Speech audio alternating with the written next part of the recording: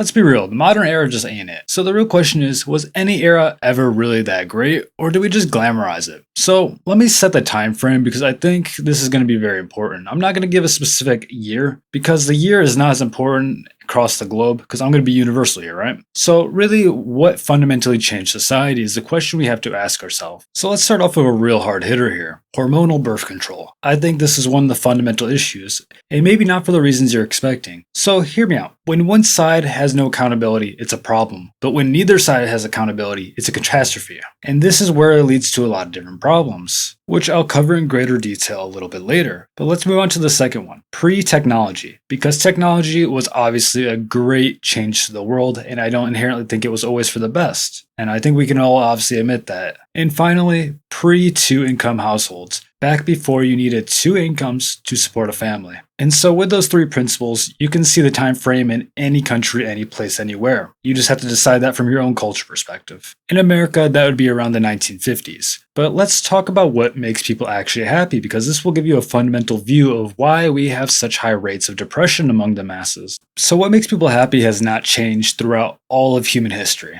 because we're biologically the same now as we were when we were pilgrims, as we were when we were cavemen. Our brains are not that much different, just a different environment. And so there's 3 fundamental things that pretty much give all quality of life. And it's relationships, purpose, and health. Simple as that. And let's start with relationships because I think this is a very, very big fundamental one that has been destroyed in the modern era. And before I have any whack jobs trying to call me some type of insult, let me just state a few things because unfortunately, I guess this is the world we live in. I have to. I have plenty of relationship opportunities, so I'm not some incel, okay? I don't know why that has to be said. And secondly, I say this as someone who's just kind of studied human psychology and looked at the structures of the world and seen the systems at play. It has nothing to do with hatred of any gender. I mean, as I said specifically earlier, when I was talking about hormonal birth control, one side without accountability is a problem. 2 sides without accountability is a catastrophe. And as you can see from that sentence alone, the structure points to me saying that both sides are problematic. So any feminists, please just chill, okay? Thank you. Anyways, let me start talking about what I really want to say now, because now that I disarmed you guys, anyone who wants to go a little crazy, let's talk about what's really going on. So let's cover what a relationship looked like back in the day. And I'm going to say back in the day a lot in this video, so my condolences.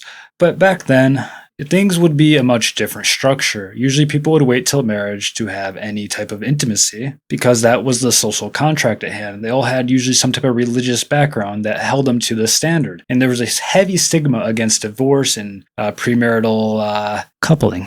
But nowadays, it's actually almost completely the other side of the table. It's the complete opposite, and it kind of makes things lose its value. And this is where people are going to get really, really pissed off at me. But, hear me out. Really, just calm down. If you're going to get emotional about this, calm down for a second. I know that's probably the wrong way to diffuse a person, but think. Really think, okay? Because I'm not saying this to insult you. I'm not saying anything to make you feel bad. I'm saying this to bring awareness to the topic at hand. Waiting until marriage is so significantly important, and I'm going to say it for a very specific reason, right? So what's the difference between a couple and a married couple? Really, what's the difference? Nowadays, there's no difference. You get everything from your partner before marriage. There's literally no difference. The only difference is a label and a societal perception, but outside that, it's the exact same thing. And so in that case, why get married? Why take anything serious, right? I know it's a common view to think it's okay to do stuff before marriage, but I'm not even pro-marriage, honestly. I think marriage is a worthless contract that doesn't even need to be done, but I think the exact standard of waiting till marriage is a good thing because it's just for the best practice, and I don't think most people have the decisive capability to make the proper decision about that standard. And so, okay, a lot of people are going to say, oh, no, it doesn't matter. And they believe that because it's been normalized in modern standards that it's okay to do things outside of marriage, right? And I'm going to explain to you why it is, and I'm going to make it very personal just to really have it sink in. Okay, let's say your partner has 5 people they've been with before you, right? Oh, you can say, oh, it doesn't bother me, right? Okay, sure, it doesn't bother you because it's abstract, it's anonymous, you have no clue who they are, you have no memory of it, you have no idea of what it's about, right? But suddenly, let's make this a little different. What if it was me and your best friend that did it with your wife, and we spend time with you guys all the time? Are you a little uncomfortable now? I bet you're a little uncomfortable, right? And so that's my point. The second you make it personal, it's a problem. And if that's the standard that it takes to make it a problem, then it clearly is not right to be doing in the first place, obviously. obviously, right? And before I hear someone say something stupid, I hold this standard for both genders, okay? And on the very real note, the sacredness of a relationship is very much dwindled after you mess this one thing up. And so if you are wise enough to not mess this up yet, don't be thinking about doing it anytime soon. People can be very manipulative. You don't really know someone for a while. I would say give it at least a year before you really think you know someone. And even then, be very hesitant because people are very good at hiding themselves. The data backs up what I'm saying. So this is not just an opinion piece. You could go look at the data, look at the divorce rates, look at the marital satisfaction rates. They all go to a worse degree after multiple partners. This is obvious stuff. This is not some talking point. This is just reality, like it or not. And I did a little bit of experiment myself. I got on a dating app, right? And I get like, I don't know how many matches. I maxed it out in probably 6 hours. That's not a flex. It's just an important talking piece in regards to the facts here. So I did that. And I always asked one question and one question only because it was such a good question to get a real baseline of what they were about and how mentally stable they were. I asked them, what did your last relationship teach you about love? And the consistent answer I got was really frightening. The answer I always got was, my last relationship taught me not to love, not to trust, not to ever give everything, never to put all my effort in, never to love someone. That's the reply I always got. And that's enough evidence for me to show that this is clearly a fundamental issue, that people who give up themselves to someone they shouldn't, they regret it so wholeheartedly that it destroys all future relationships. And this is why they had the standard of waiting till marriage back in the day, because it's clear that it's mentally damaging to do otherwise. And okay, I know I'm beating this into the ground, but I'm going to do one last point and one last point only, because this is going to completely destroy any argument that's possible. Explain this to me. What is one positive benefit of doing stuff before marriage? Just one. There's dopamine, but is dopamine beneficial or is it short-term pleasure? And the other one that I've heard is that, you got to make sure you're compatible in the bedroom. Like, if that's where your standard of what's in your partner comes from, then I'm unfortunately going to have to say that your success in your relationship is probably going to be a failure, because if your partner actually cares about you enough, that's not going to be a problem. And one last thing to beat a dead horse already. No one goes into their first relationship hoping it ends. Nobody. Okay, rant over. Let's go on to the next one. Okay. I promise. This is the last thing, because this one's actually important. And I was like thinking maybe I should probably add this in. I am done with this topic after this one. Okay. So another thing that adds to it is you fundamentally destroy all trust in a relationship the second you do something premarital. And that's a fact. And the reason I say this is because any guy who has logic in his brain is going to ask himself this one thing. If she gave it up to some random dude who's obviously disgusting and some type of scumbag, you're going to question their whole premise of integrity. You're going to question their capability to make good choices. When you look at a cheater, what would you say the qualities of a cheater are? The ability to have some type of relation with someone with zero connection. And what is a hookup? The ability to have a relation with someone with zero connection. And so when you see your partner had a past hookup or something like that, you automatically are going to see the connection between the line of cheater and hookup. And those lines are really thin. And so it fundamentally actually destroys the whole trust factor of integrity, especially if you don't trust their intentions and their choices in people, right? Because if you don't judge someone on their moral quality, then you're clearly judging them on some other aspect. And it really shows a lacking in you. I believe the rewarding of monsters is quite an evil activity to do. You can find the most evil person in the world, and if they're attractive and you sleep with them, you are rewarding monsters, and I don't respect that personally. I know a lot of guys overlook it, but me personally, I don't appreciate people who reward the evil in the world, because we have plenty of it and we do not need more of it. And I know one thing I said back there is going to get some pushback. When I call the people who do hookups evil, I say it for a very specific reason. I think if you're able to hook up with someone, you have inherently done something wrong with your life, because if you have no ability to feel wrong for being that intimate with someone and then just abandoning them, it's really disgusting, because you notice this a lot. What is hookup culture about, right? You hook up and then you're supposed to do this thing called aftercare, right? Aftercare. Why do you have to do aftercare? Because it's an emotional connection. If you have to care for them afterwards, it's clearly not no strings attached. Look at all these people who have done hookups, read some posts, read some forums, you'll see it pretty quickly. They all have some type of attachment. They feel empty. They feel hollow afterwards. Why? Because it's not natural. You're not meant to be used and disposed of. There's only a few things that are used and disposed of, and it's called trash. Don't treat yourself like trash. It's not that complicated. The short-term dopamine's not worth it. Go eat a burger. Like, if you really want some dopamine, I'd rather see you drink 50 milkshakes than sleep with 50 people. Don't hurt yourself like that. And I know I'm going to keep putting disclaimers in this video, but I feel like it's a necessary evil, because there's so many people who will push back, because I can't further explain myself once you're watching a video, so I have to explain myself now, unfortunately, right? So let me put it this way. I'm a deeply, deeply empathetic person. I could not imagine sleeping with someone's wife, And when I say that, I say their wife before they're even a wife, right? I see everyone as a potential future her partner, not for me, but for someone else, right? And so that's why I'll never do a hookup. I would not want to put some guy through the trauma of having to realize that their wife did something as disturbing as that, right? And so I think it's a little bit evil to participate in that because I inherently look down the line of what's the harm that's doing and what's the positive element. There is no positive element. There's none. It's ridiculous that this even has to be explained to people, honestly. It's actually quite pathetic. And I know the whole narrative tells people what to do, and most people see things as it is, but it's not as it is. It's as what's normalized. And when you normalize things, you are suddenly thinking it's okay, but normalization does not mean okay. And so when you throw on top of that the dating app culture and stuff like that, there's suddenly a replaceability, and there's a replaceability because things are no longer of value. Your body's not valuable, your mind's not valuable, your emotional health is not valuable. And so with that being the case, people are willing to replace each other just like that because they become so numb to the pain of it that they can no longer seem to live a normal, healthy life. It happens quite often. You become numb over time. I've noticed it in myself. I've not had a lot of relationships. I think I've had two.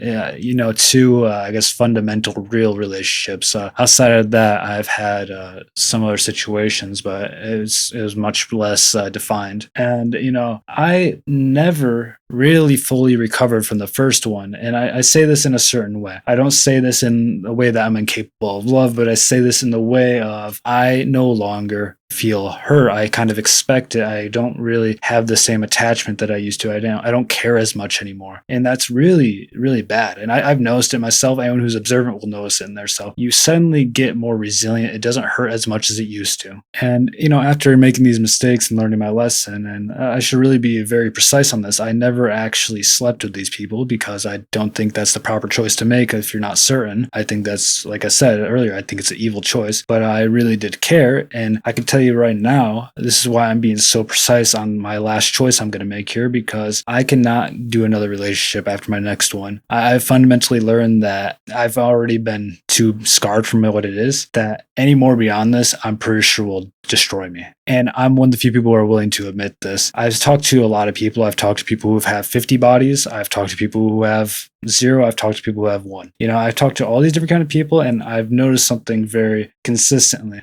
A lot of these people are haunted by their choices. The amount of trauma and stuff that comes from relationships is really heavy. And it's really parasitic because the trauma can come in different forms. Suddenly anything can remind you of that trauma. You could hear a certain name, it could traumatize you. You could see a certain word, it could traumatize you. You could see a certain day of the year, it could traumatize you. It's really fundamentally quite devastating. And this is what relationships do, because emotionally charged things are very, very strong at infecting you in a very negative way. And the more you take on, the worse it's going to be. And obviously, a lot of people are so careless with their mental well-being that you see a lot of people going a little loopy. You see this all the time online where people are just out of their mind. It's because they treat themselves so carelessly, and now they have to live with the pieces of their mistakes. Another thing that should be noted is that the ability to be present is kind of demolished. Back in the day, way back in the day, like I was saying earlier, before technology, presence was a given. There was no distraction. So people were currently aware of their relationships. They were aware of what was going on in front of them, and they were not ignoring their partner. If you look at the studies about divorce, the biggest factor in divorce is how often you turn towards your partner, how often you acknowledge them. I think it's about 86% is the going rate for a successful marriage for turning towards your partner when they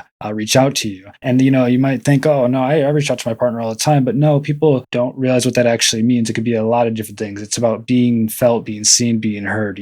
It's really quite disturbing. When you talk to someone and they're on their phone, that is automatically facing away. When that number is lower, your divorce rate gets higher. And so presence was a given back then, and it's not a given now. And that's a complete destruction of the sanctity, the importance of what keeps something stable. Because if you feel important to someone, it's probably because they give you attention. What is important to you, you put your attention on. And so if someone's looking at their phone instead of you, they care more about their phone than they care about you. And that says everything you need. I think we can all say we've experienced someone whipping out their phone mid-conversation, and all you think is, yeah, okay, screw me, I guess. I don't care. I don't matter to you, right? And that's an obvious given, you would think.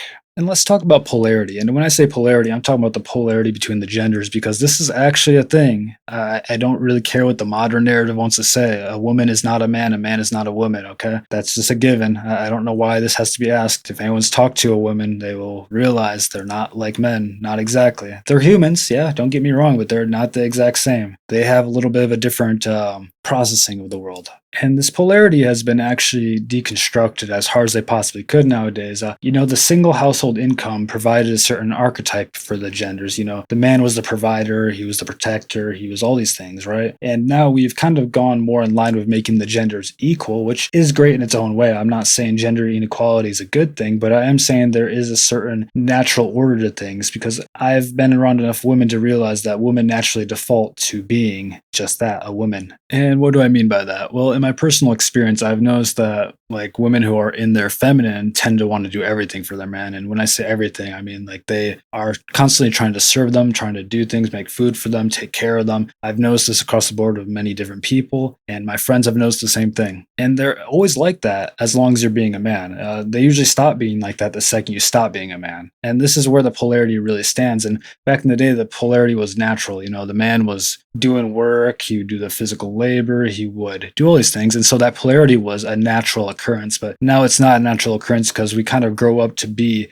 quite the opposite. And so people are very confused because no one acts the way they should. I mean, look at how guys see women nowadays. They see them as impossible, so hard to get, and all these things. It's because they don't fundamentally know how to act like a man. And I know that's going to get some people hurt, but really, most guys have no clue how to act like a man. And it's really quite simple. I'll give you the secret right here. The best way to be a man is to be secure in yourself. It's literally that simple. Be secure in yourself, and that's about it. It's all about confidence, like girls say. They're not lying to you. It's actually the truth. But confidence is not faked as much as people would want to think it can be. Okay, let me say this. You can fake confidence, but long term it will fail on you every time because your insecurities will show through. I mean, let me use myself as an example. I am actually much worse off now than I ever was in the past. And when I say worse off, I mean my hair fell out when I was pretty young, right? And I'm short, I'm pale as can be. And all these things would be inherently a really big negative, right? But the truth of the matter is that I've actually had more success in dating now than I ever have before. And I can tell you it has nothing to do with geography. I've been traveling the world, so sure that helps. But it definitely doesn't have anything to do with geography because I've had more success in every location from America to Europe to Asia. It doesn't really matter where I go because it's not about the location. It's about how authentic you are. And a lot of these people I've talked to have not been exactly aligned with what I'm saying earlier. And I've said it directly to their face that I don't think they've made good choices in their life. And they don't hate me for it. And why do they not hate me for it? Because they like the authenticity. Because when you're authentic, you're much more trustworthy. You have to realize how evolution has done this to people. Women were obviously at risk back in the day when they evolved because men were much stronger. They could very much injure them. They were the biggest threat to them back in the day. And so they kind of evolved in a way to circumvent that. That's why you see women saying things in an emotionally fragile way. They'll say things very emotionally soft because they don't want to provoke, because inherently in their biology, they evolved that way. And so you have to realize that the biological standing has created its own damage and it's created its structures behind how people act. You see this a lot. The popular archetype for what women actually look for in a mate is really interesting. Women look for in a mate, you'll see it in all relationship books, in all romantic novels by women. They look for a certain archetype. It could be the billionaire, it could be the werewolf, it could be the vampire, it could be the pirate. What do these things signify? They signify dominance and charismatic, and it's usually along the same archetype of like, okay, the guy met them, they were indifferent. And a guy who's indifferent is indifferent for a very good reason, because he has abundance, and a guy who has abundance is someone who's sought after. It's a little bit of a messed up system, but it's true how it works. And so the reality of it is that it's not about being a bad person. It's not about this exactly, but it is about not caring, because the second you give the status to them to demoralize you, I mean, pretty much putting them on a pedestal, you're pretty much saying that I'm not confident in myself, you're above me. And if you put them above you, you're kind of automatically showing that you are insecure in your own authentic self. Someone who's secure authentically does not need to be validated by others. And so that's what it comes down to. How close to yourself can you be without flinching? And not everyone's going to like you. It's as simple as that. And it doesn't matter if everyone likes you, because the people who do like you are the ones that you probably want around anyways. I'm going to be honest, I'm a very disagreeable person. A lot of people don't like me, I don't think. They don't hate me, but they definitely don't like me. And it's not inherently a bad thing, because those people that don't like me, I don't really want them around me anyways. So it's really a win-win situation. And so polarity was a given back then, not so much nowadays. And I think if you can learn polarity, it helps a lot. And also, I'm talking about the man's side on the polarity. Let's talk about the women's side on polarity. Women are much more masculine now. It's a given. Men are more feminine, women are more masculine. It's truly just a given. Women have to do careers and stuff like that, and being career driven is a masculine drive. I mean, it really is. It's kind of obvious, and so you kind of have to snap them out of that mode, and that's kind of the hard part about it, because some people are, or some women are so stuck in the masculine nature that it's really hard to get them to be feminine. You're constantly having to battle with that, and that's where things get a little bit bizarre. The thing is, though, is you'll notice this if you've been with women for long enough, you talk to them enough, you'll realize the different modes they're in. And you can tell because one mode, they're usually pretty miserable. The other one, they're happy, right? And so it's kind of, it's interesting to see this. And, people don't really know what it's like to be true to their nature. And I genuinely do not believe we can go against our nature. We can try to, but I think it creates suffering in the long run. And let's talk about how important people were locally. Back then, people mattered locally. You were important to your local environment. You were competing with your local environment for your relationships, for your jobs, for all that. Now we are in a globalized market. And when I say global market, I mean for everything. Your relationships, your jobs, it's all a global market now. So you're no longer fighting with your locals for your jobs and your relationships. You're now fighting for the whole world. And that obviously makes it much more difficult. It raises the standard across the board, which is its own troublesome thing on top of that. Even though it's not fully the reality, it likes to be painted more relevant than it actually is. Truth of the matter is that a lot of people don't actively do things. Of course, there is more competition, but the competition was never that high to begin with. I think if you just actively do something, you'll probably be better off than the majority. I mean, most people are pretty unhealthy nowadays due to over-consuming of bad food and technology, so it doesn't take much to be pretty great now. And let's not forget, back then, suffering had a point, because everyone's going to suffer. That's reality. Buddha said it first. Life is suffering, right? So back then, you would go to work and you'd suffer through your job, but you'd go home to your wife and children. And that was the true reward. You had a reason to live for. You had a reason to work towards. But now you usually go home to your computer and your TV. And honestly, it's not the same thing. There's no purpose. And so we've kind of lost our whole purpose in life. And purpose can come in a lot of different ways. But the number one way of human purpose is fulfilling your family duties, making your family have a good life, making your wife have a good life, all this stuff. That used to be a purpose. But now that purpose is gone. And so either you got to make your own purpose or you got to go back to the traditional ways and try hoping you can make that again as well. And so back then, purpose was given. Nowadays, purpose is created if you can create it. If not, then you might just play video games to give yourself a false sense of purpose. But let's be real. The nostalgia of this time frame is often very glamorized. There's a lot of stuff that's actually left out.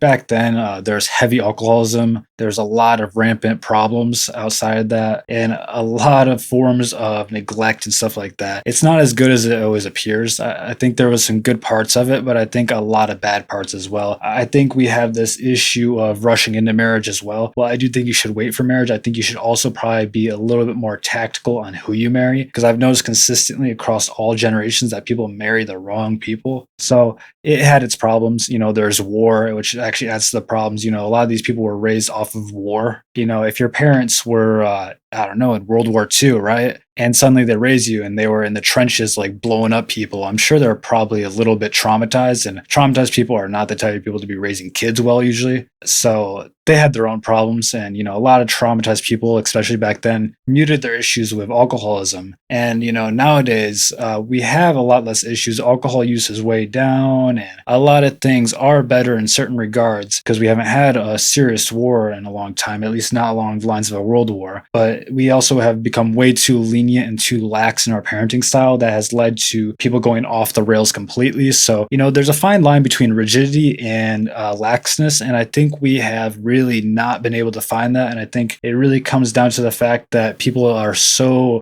parallel and polar to what they were raised on. Someone who was raised in a strict household would be like, I would never do that to my kids. And then they give their kids complete freedom. And then their kids turn up messed up. And then either it keeps delving into that complete lack of caring, or it goes the other way because it's they might grow up and be like, I had no guidance as a kid and I will not let my kid be like that, right? And then it might become a helicopter parent situation and the whole cycle could repeat. It's back and forth like everything in this world. And so what is really the real problem nowadays? Well, let's talk about an important one that's kind of a given. The physical health has declined among the population. Obesity rates are much higher, and I would say a lot of other use of substances is also up. So there's definitely problems around that. And, as we said, one of the few pillars of happiness is health. And of health collapsing, you have less happy people. And let's not forget to mention that the population pyramid itself is really messed up. Due to the lower birth rates, there's a lot less young people nowadays than there was back then. And so there's less of a crowd built for you. You know, there's less relationship opportunities because there's less young people. And that's another problem that we face. And there's also a certain form of isolation between each other because there's a fear to approach due to social media propaganda that makes you feel like you should never do anything. You should probably stay to yourself. And that leads to other issues. But we have a population pyramid that is faced the wrong way. It's supposed to be a pyramid, but it's no longer a pyramid. It's now more like a diamond. And eventually it will be an upside down triangle. And once an upside down triangle, you look like Japan and you collapse. And that is not what you want. A failing society will collapse due to population, reproduction, reproducing, replicating goes so far down that you are now struggling to fund the system at hand because taxes had to be paid by someone, right? And, you know, let's just speak about the media for a second because I think the media is really a big driving force of what destroys people. It's propaganda, plain and simple. It is propaganda. The media pushes a lot of these bad ideas on people. Like, you know, they say, oh, have your fun when you're young, the college experience and stuff like that. These are all propaganda tactics and they make people think this is what will fulfill them. Finding yourself. Anyone who says find themselves as in like drinking and sleeping around might actually be brain dead. You do not find yourself through experiences of degeneracy. You find yourself through self-reflection, through meditation. It's pretty obvious. I don't know in what world you think you're going to find yourself externally. It's obviously more of a tool of introspection, you think, right? And so I guess I would say my verdict on this personally is that while things can seem gloomy on the surface, especially with the media portrayal, it's not as bad as it really appears to be, right? The more you step back, the better off you are because honestly, everything is amplified online and it's not the true reality of the situation. Look outside your window. When was the last time a missile hit outside your window? Probably not that frequently, right? Things are not that bad yet. When was the last time you've actually been blatantly assaulted in public? Probably not that often, if at all. You know, so things are not as bad as they appear to be. You look outside, you'll probably see a tree or something nice. So things are good. And my verdict is as long as you keep on improving yourself, you work out, you hold your standards, reality will take care of you. Reality will bring to you exactly what you need. It has for me personally. And I think this whole focus on the external world is all part of the trap. I think they're trying to fundamentally change our identity to be in this lower state of existence. I think the reality is your vibrational state is what the woo-woo new age people would say. I don't personally like that philosophy because I think it's a little washed, but I will say it more like this. I believe your identity is the main thing that judges your projection in life. And I think as long as your identity is circumvented and destroyed by these online beliefs, you're forever going to be destroyed. You know, if you believe women hate you and they're bad for you and all women are awful, sure enough, your life will show that all women are bad and all women hate you. You know, it's not really a good thing to have in your cognitive perception. Your self-belief, your identity will propagate your success in life, your goodness, and all things that come to you. And I think we need to step back because I personally done that. I look at social media now, and I think within a minute or two of looking at social media, I'm usually pretty, I don't want to say tilted, but I do want to say I look at it and I'm like, wow, these people are stupid. And it just makes me upset. It makes me disillusioned. It makes me feel bad about the world. And so the reality is that things might be worse than they were in some regards, but they're not as bad as we'd like to believe. So really watch your mind, watch what you believe, because what you believe is what you're going to achieve. That was a very good saying from back in the day. I think you can handle it. If you step back and look at yourself and realize that you have all the power in your hands and whatever your attention goes to, you are going to completely give it power, you'll be good. Give the power to yourself. Don't give the power to other things. I appreciate you guys, and I really think very few people are going to be able to make it this far into the video. So anyone who listened to me talk for this long, I think you have a very good chance at finding success in life because very few people are very open to the truth as a whole. And I think you'll find exactly the success you're looking for if you're willing to stand up for it instead of defaulting to a lower standard like a lot of people do. I do not think you need to settle. I think you just need to become the proper person. Clean and simple. Have a good day, guys.